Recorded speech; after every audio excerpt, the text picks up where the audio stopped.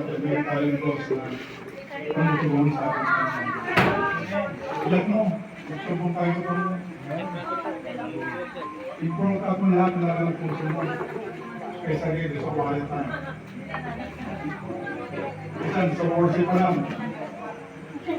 Yung mga awin ng pag-worship Diyos, si Brother Rolly. Pares tayo. Ano po tatanong? Kaya sabihin niyo tayo. Ayun, iba na yung awin ng puso. Kaya, napakabuti po nito. Mabuti ang Diyos, kaysa ito sa mga tao na kayo dito dyan. May mga bagay po na natutunan ako ng mga pinag-usapan sa sila. Alam po niyo, gusto ko mag-duty. Anniversary, dalawang anniversary, pinuntahan ko. Pero hindi ako nakagalaw. Kasi may set up sila. Meron silang headco. Tapos meron silang organized na, makalisap. Hindi talaga ako eh. Dahil sabi na sila ko, ang ministry ko lang nakayos ko. Magkasama yung service, nag-aayos ng mga sa akin na. Pagkatapos sumakay yung pero ang sa kong tumulong na every Sunday ko kasi pagka may source kayo naka-duty, may time ko kasi na hindi natin makuha talaga yung message. Pero ang sikreto po doon, matay tayo ng NOC. Kasi pagka nagpapansun ka na bilang nag-minister na po tayo, ang message hindi natin makakaya. Bago pa lang doon natin tayo na tayo yung duty. Na-feel na natin na ano na po tayo, nakita po tayo ng Word of God. Kasi alam po nyo, matagal ako sa ministry. Pinili ko yung ministry ng Israel kasi katayo ko. Katayo ka lang, pero alam po nyo, kahit tayo nakatayo lang. Basta consistent ka. Nandoon ka. Kahit na mayroon kang problema, nakangiti ka, hindi nila alam yun. Pero yung pagiging consistent mo, throughout the years na pag-deliver mo sa Panginoon, may encouragement doon. Gusto mga nakakakita tayo. Tayo patuloy. Hindi maiwanan na maranasan mo, pero hindi mo yun, ma-encounter mo yun, pero nandun ka pa rin. Nandun ka pa rin.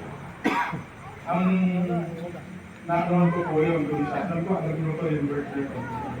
No eyes of sin, no ears of blood, no ganas of bread, o persona.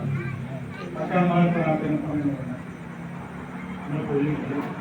Ang hanapin ko yung kalooban mo. Yung kalooban ng gusto buhay na. Hanggang sa masip natin ang mga kanila. Nasa ministry po tayo.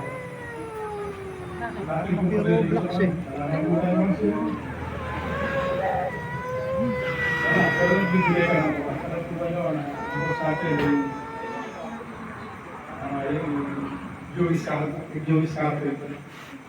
Atin po Panginoon. Ang para sa Kristo na lahat po natin ginagawa sa Panginoon. Hindi po ito nawawala ng magulang. Kaya po yung hindi pa natin nakikita o nahihilig natin. Kaya na natin po yung mga bagay na hinahangay nito sa buhay mo. Alam po nyo, kasama ko yung sumiko at saka si Kevin. Noong araw po, naglalakad kami dito papunta sa Palengke. Kami tatlo. Hindi ko na-expect po na dadating yung time. Kasi yung sila kasama kami. Hindi ko na-expect po na dadating yung time na makasama ko sila. Saka, alam po ba nyo na ang panalangin natin, ang Diyos sa gagawin sa tumulog po. Hindi pa doon sa ating pag-ibig ng Panginoon.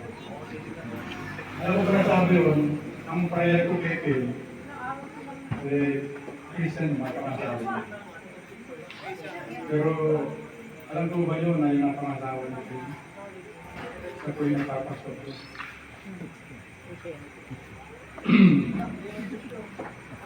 Tapos nakikita ko si Kay na sumusuportahan yung asawa. Nakikita ko yung jeep nila, saka yung pagkagulo nila sa paglilingkod sa Panginoon. Kaya, tama-tama ko yung sinasabi ni Brother Mario na hectic siya sa schedule. Yung mga nasa abroad ko, ganun din, trabaho sila eh. Pero hindi ko nila pimabayaan, hindi nila magawa yung kanilang tinanggap na gawang para sa Panginoon. Kailangan ko talaga magbigay tayo ng oras sa gawain. Yung 1 Corinthians 15:3, alam po natin yun, hindi po ito wala ng problema. Ang time will come, doon po natin ma-experience yung puma. Yung ma-experience po natin yun, magkano po siya napakapit. Hindi mo po natin nakanan. Pero receiver ito, anak, magiging anak, ilang generation ng pasok. Ilang generation na natin yung papalan ng Diyos at sunday ka tayo.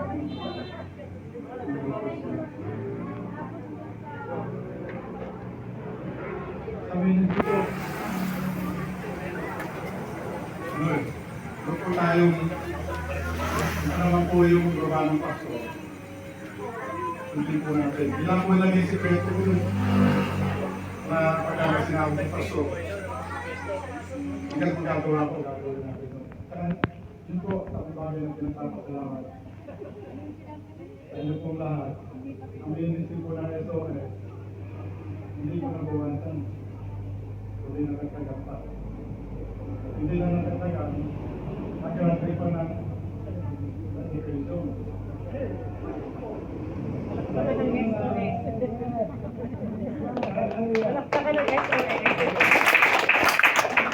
Kasi hindi ko kayo tatapos sa inyo.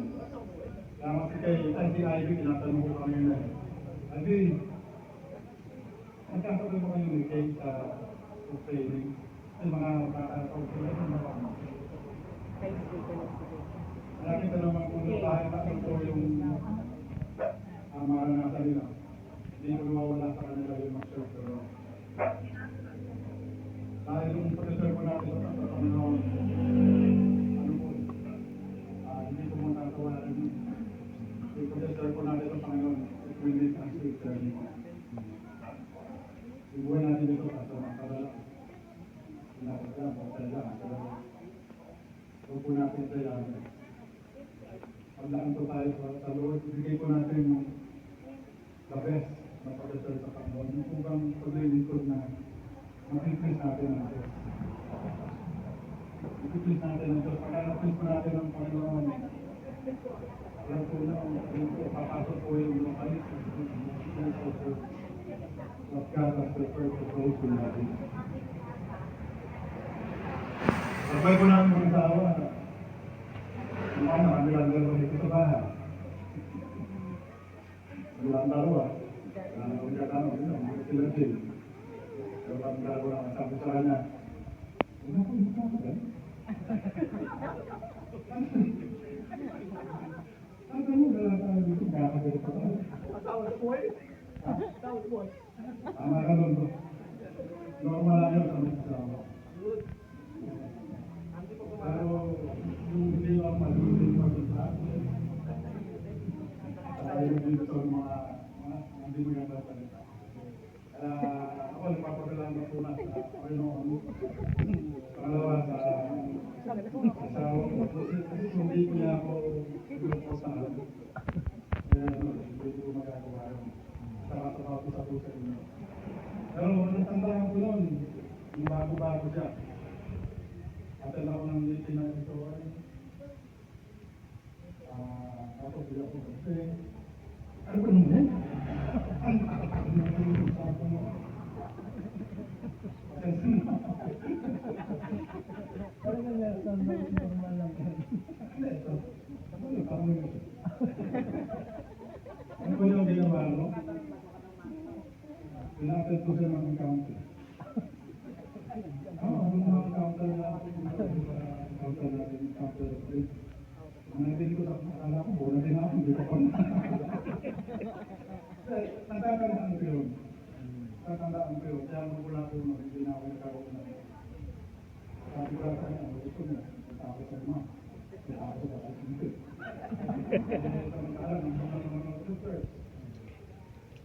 po maglibad sa Lord. Lalo na pagka kami ni Spring, hindi po ito gawa lang sa nagkakaroon po na sabi ko ba na? Wala akong punta dito sa tao kasi sa tao sa akin. Kasi Pastor Marvin, sabi sa akin, ate ka rin ito ito dito. Walang ginawa ko. Pag natulog ko natin.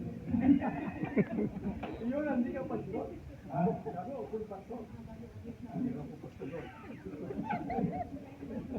Doon ako natin sa kwartuan. Kasi meron din ako nakita din. Tapos yung araw, ang kaya ay nasa ko na. Ang Gregorio Mamel, pagka pumakalaw yan din, babato, maglit. Kaya sa mga alam dito sa pagpapawasa, nasanay ko sa ato, kasi doon naman sa pawasa, wala naman diretso mo doon, yung practical. Pero yun po yung sa bagay na gusto ko, hindi ko naman sa ating pagpapalito. Ito po po yun sa pawasa.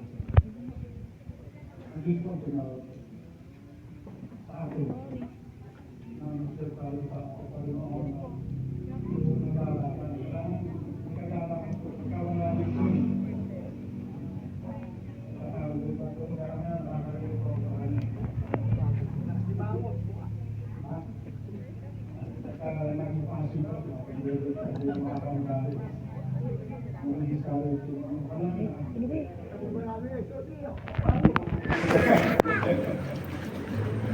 Kaya po, sabi ko sa Panginoon,